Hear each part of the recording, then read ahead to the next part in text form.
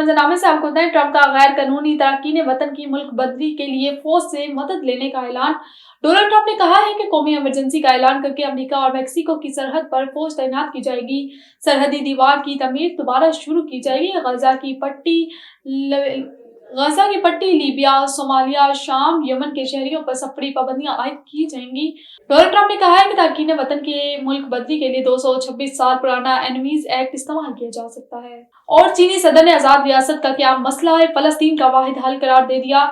چینی صدر شی جن پنگ نے G20 سربراہی اجلاس سے خطاب کرتے ہوئے کہا کہ غزہ میں جاری جنگ نے وہاں کے لوگوں کو شدید مشکلات سے دوچار کیا ہے اور جنگ بندی کو فروغ دینا اور لڑائی کو جلد ختم کرنا لازمی ہے تاکہ خطے میں انسانی بحران کو کم کرنے اور جنگ کے بعد کی تعمیر نو کے لیے مدد فراہم کی جا سکے۔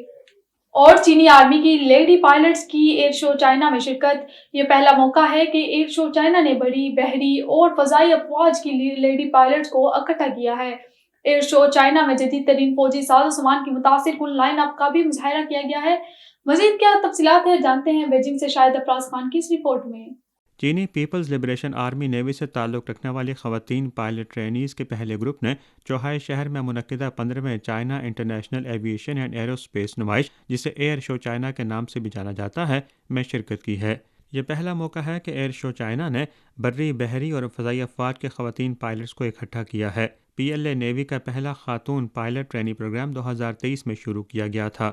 2000 کی دہائی میں پیدا ہونے والے یہ سبھی خواتین پائلٹس فوجی اور سویلین یونیورسٹیوں سے حال ہی میں فارغ التحصیل ہوئی ہیں۔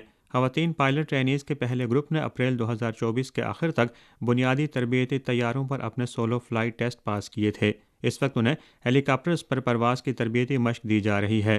چوہائی شہر میں منعقدہ ایئر شو چائنا میں جدید ترین فوجی ساز و سامان کی متاثر کن لائن اپ کا مظاہرہ کیا گیا، جبکہ چینی فوج کے جدید کاری میں تازہ ترین کامیابیوں کی بھی ایک جھلک پیش کی گئی۔